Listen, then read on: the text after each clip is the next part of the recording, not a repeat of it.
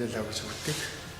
Монгол Улсын авиа тамирчин олсон инженер мастер Астио Машаа дэлхийн аварга мөнгөн медальтын тамирчин юм байна.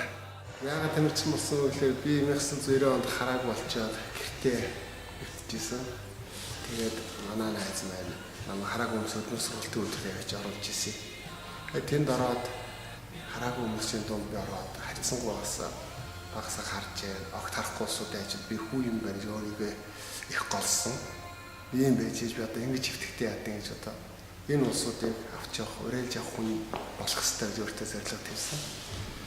Тэгээд хараа орохын тулд Америкийн нэгдсэн улсуудад хараа орохын тулд 4 жил явахгүй хичээлсэн. 42 км-ийг 3 цагийн дотор туулж гүйж дуусгахын тулд 4 жил явахгүй хичээлсэн.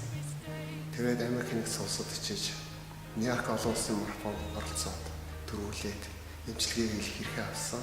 Тухайн үед миний хааны байдлаа асуулаад эмчилгээх боломжгүй дэлхийн шинжилгээ ухаанд хараа хэмжлэх боломжгүй гэсэн учраас би босч ирсэн. Тэрнээс хойш энэ спортыг орхисонгүй.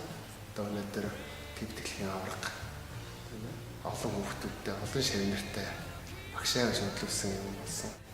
Надад Японы Оошима гэдэг нэг хүн оролцдог байсан. Азийн наадамд 2 удаа би төрүүлсэн. Олимпиад тэр 2 удаа миний өмнө орсон. Хамгийн сүүлд Афины Олимпиад над дээр ирчээд Японы сурагчид асууж ирсэн. Монголын Жамбал хаана гэдэг.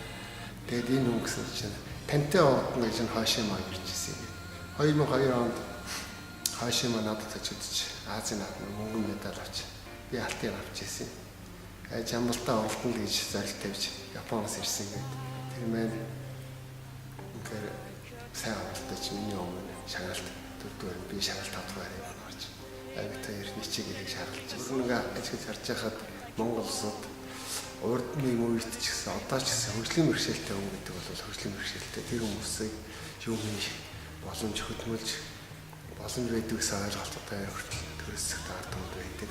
Энэ байдлыг одоо шинээр өөрчлөх хэрэгтэй. Хүн бол хүн тэр хүн юу хийж чаддаг вэ? Тэрийг хөдөлмөрлөж хэрэгтэй. Өнөөдөр хүн амны хөгжил нийгэм хамгааллын яамд хөгжлийн бэрхшээлтэй гэдэг хариуцсан хилцэг байгуулагдаад одоо сар хариу өрөхгүй хугацаа болж байна. Энэ бол бидний хөгжлийн бэрхшээлтэй гэдэг одоо төрөөс анхаарж байгаа бас нэг том амжилт алхам гэж урагшлах алхам гэж бодож байна. Би ч одоо олон орноор Америкийн нэгдсэн улсад амьдарч байлаа. Энэ хөгжлийн бэрхшээлтэй гэсэн ойлголтыг тухайн улсуудад зөв хэрэглээд байхгүй л дээ. Үнэхээр ажил хөдөлмөр эрхэлж чадахгүй тэр хүмүүсээ асуун хамгаалдаг. Ажил хөдөлмөр эрхэлж чаддаг улсууд бол ажлыг нийлүүлээд амьдралтаа залгуулж явдаг. Тийм л байгаасаа гэж боддог. Одоо өнөөдөр хөгжлийн бэрхшээлтэй тамирчид биднэр бэлтгэл хийх баазуур байхгүй. Өнөөдөр биднэр өвөл болж байна. Монгол улсын цаг үр ямар хүнд үлээ. Тэгээд дулаан оронд очиж бэлтгэл хийдэг.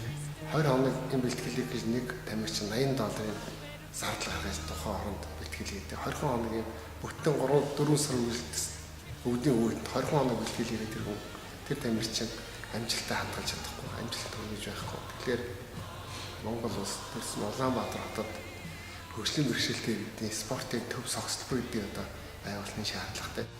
Монголчууд амжилт гаргахыг шахахаас тийм ээ бааз бүрийн байгуулж өгөхгүй. Тийм болохоор хүмүүсээс бид нэр тамирчдаас амжилт их боломж том хүмүүс байдаг.